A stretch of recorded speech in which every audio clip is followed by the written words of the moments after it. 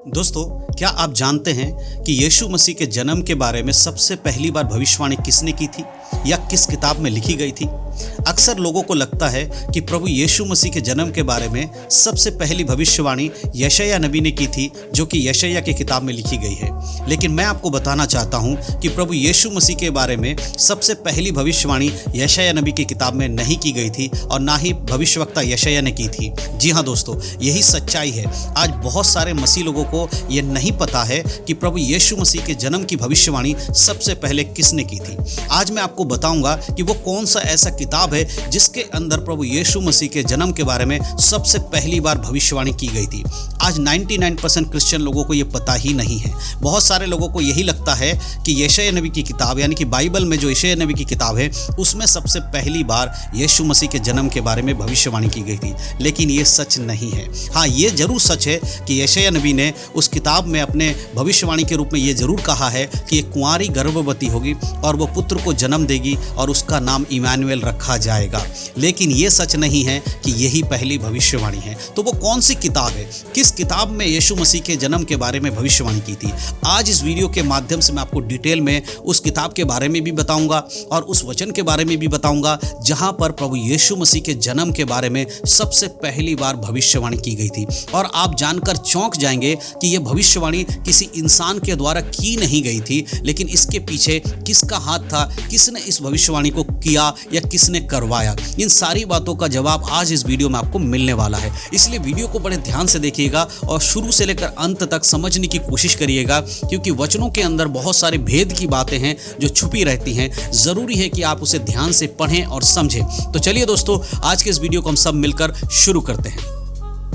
तो दोस्तों, जैसे कि मैंने वीडियो की शुरुआत में आपको बताया, आज हम बात करने वाले हैं प्रभु यीशु मसीह के जन्म के भविष्यवाणी के बारे में। अक्सर लोगों को यही लगता है कि यीशु मसीह के जन्म की भविष्यवाणी यशायाह नबी ने की थी, लेकिन ये सच नहीं है। जब हम यशायाह नबी की किताब पढ़ते हैं तो उसके 7 अध्याय के 14 आयत में इस प्रकार से लिखा गया है। वहां पर इस प्रकार लिखा है, इस कारण प्रभु आप ही तुमको एक चिन्ह देगा, सुनो, एक कुंवारी गर्भवती होगी और पुत्र जनेगी और उसका नाम इमानुएल रखेगी।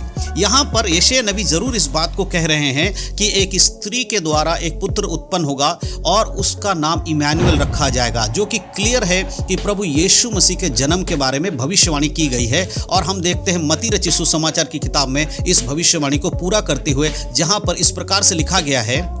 मत्ती की किताब उसका 1 अध्याय उसका वचन 18 से लेकर जब आप 25 तक पढ़ेंगे तो आपको पता चलेगा कि कैसे मरियम, जो कि एक कुंवारी थी और उसकी मंगनी यूसुफ के साथ हुई थी और वो गर्भवती थी और उसने एक पुत्र को जन्म दिया और उसका नाम उसने यीशु रखा, जिसका अर्थ होता है इमानुएल, यानी कि परमेश्वर हमारे साथ है। और इस भविष्यवाणी को जो यशायाह नबी ने की थी, यहाँ पर हम उसे पूरा होते हुए देखते हैं। इसीलिए बहुत सारे लोगों को यह लगता है कि यशायाह नबी ने सबसे पहले यीशु मसीह के जन्म की भविष्यवाणी की थी। नहीं मेरे प्रियो, इसके लिए आपको एक ऐसे किताब को पढ़ना होगा जिसके बारे में बहुत सारे लोगों को नहीं पता है, या बहुत सारे मसीह लोग उस किताब को जल्दी से पढ़ते नहीं हैं। अक्सर मसीह लोग ऐसे किताबों को पढ़ना पसंद करते हैं जहां पर उनके लिए कुछ आशीष की बातें लिखी हैं, लेकिन बाइबल के अंदर एक ऐसा किताब भी है जिसको अगर आप नहीं पढ़ेंगे तो आप बहुत सारी चीजों को समझ नहीं पाएंगे। जी हाँ दोस्तों, इस संसार का शुरुआत, इस संसार का अंत, परमेश्वर का प्रेम, परमेश्वर का क्रोध, अगर इन सारी बातों को समझना है तो आपको उस बाइबल के किताब को पढ़ना बहुत ही ज्यादा जरूरी है। और वो किताब कौन सा है तो मैं आपको बताना चाहता हूं, वो किताब है उत्पत्ति, यानी कि जेनेसिस। जी हां दोस्तों, जेनेसिस एक ऐसा किताब है, अगर उसको आप ढंग से नहीं पढ़ेंगे तो आपको बहुत सारी बातें जो परमेश्वर की ओर से आपको पता तक नहीं चलेगा। इसलिए बहुत ध्यान से आप पढ़िएगा। मेरे प्रियो, यीशु मसीह के जन्म के बारे में सबसे पहली बार भविष्यवाणी उत्पत्ति के किताब में की गई थी। आपने बहुत बार उत्पत्ति की किताब को पढ़ा होगा, लेकिन कभी आपने इस बात को गौर किया है कि उस जगह पर यीशु मसीह के जन्म के बारे में भविष्यवाणी की गई है, जो कि सबसे पहली भविष्यवाणी थी और वो किसी इंसान ने नहीं की थी। जी हाँ दोस्तों, जैसे मैंने वीडियो की शुरुआत में आपको कहा कि इंसान ने यीशु मसीह के जन्म की भविष्यवाणी सबसे पहले नहीं की थी, और वो किसने की थी? वो स्वयं परमेश्वर ने प्रभु यीशु मसीह के बारे में भविष्यवाणी की थी, उसके जन्म के बारे में। और वो आयत कौन सा, वो मैं आपको बताना चाहता हूं। वो है उत्पत्ति की किताब उसका 3 अध्याय उसका 15 आयत। जब आप उत्पत्ति की किताब 3 अध्याय के 15 आयत को पढ़ते हैं तो वहां पर इस प्रकार से लिखा है, और मैं तेरे और इस स्त्री के बीच में और तेरे वंश और इसके वंश के बीच में बैर उत्पन्न करूंगा। वह तेरे सिर को कुचल डालेगा और तू उसकी एड़ी को डसेगा। ये बात परमेश्वर स्वयं कह रहे हैं। किससे कह रहे हैं? सर्प से। सर्प यानी कि वो सांप जिसने आदम और हव्वा को बहकाया फल खाने के लिए और पाप करने के लिए उनको मजबूर किया। उस सर्प को जब परमेश्वर श्राप दे रहे थे तब इस बात को कह रहे थे। जब परमेश्वर के लोगों ने यानी कि आदम और हव्वा ने पाप किया तो परमेश्वर ने उनको भी दंड दिया, साथ साथ सर्प को भी ये दंड देकर उसे श्राप दिया। और यहाँ पर परमेश्वर जब ये कहते हैं मैं तेरे और इस स्त्री के वंश में बैर उत्पन्न करूंगा, तो मेरे प्रियो सबसे पहले आपको ये समझना होगा कि ये यीशु मसीह के जन्म की भविष्यवाणी कैसे हो गई है। यहाँ पर तो हव्वा की बात की जा रही है कि मैं इसके और तेरे स्त्री के बीच में बैर उत्पन्न करूंगा, लेकिन आपको समझना होगा बाइबल जब भी किसी के वंशावली या किसी के कह सकते वंश के बारे में आमतौर पर जब जिक्र करता है तो बाइबल में हमेशा पुरुष को दिखाकर बताया गया कि इसका पुत्र वो उसका पुत्र, जैसे आदम का पुत्र कैन, हाबिल या अब्राहम का पुत्र इसहाक, इस प्रकार से यूसुफ, अयूब, जो भी खानदान की बातें जब भी होती है तो हमेशा आप देखेंगे कि पुरुष को माध्यम बनाकर परमेश्वर वहां पर बताते हैं। लेकिन इस वचन में परमेश्वर ने आदम का नाम जिक्र में नहीं लाए, उन्होंने सीधे स्त्री के पुत्र के बारे में कहा। यानी कि मरियम कुंवारी थी और वो स्त्री थी, उसका शादी नहीं हुआ था, इसीलिए उसके आगे पुरुष का नाम नहीं जोड़ सकते।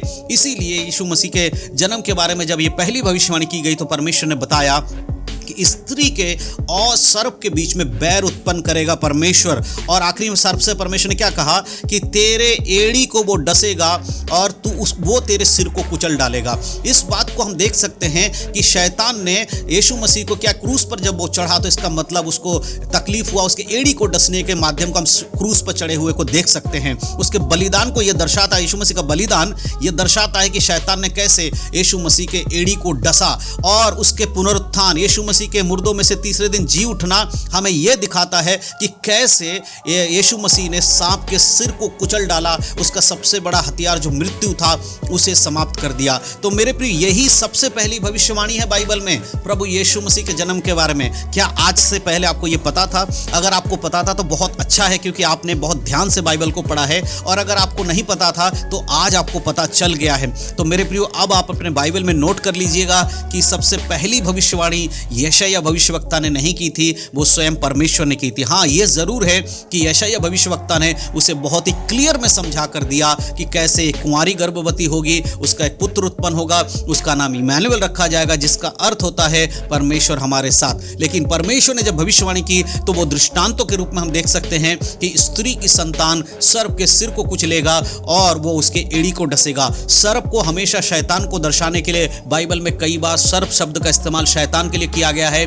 बड़ा अजगर सांप, इस तरह से शैतान को बताने के लिए बाइबल में इस्तेमाल किया गया है। तो जब इस सांप के बारे में बात किया जा रहा है तो वही बताया जा रहा है कि यीशु मसीह आएगा और शैतान के बंधन को तोड़ देगा, मृत्यु को तोड़ देगा और वो उद्धारकर्ता बनेगा। तो मेरे प्रियो, मैं विश्वास करता हूं आज के इस वीडियो के माध्यम से दी गई जानकारी आपको समझ में आया है। क्या इससे पहले आपको ये बात पता थी?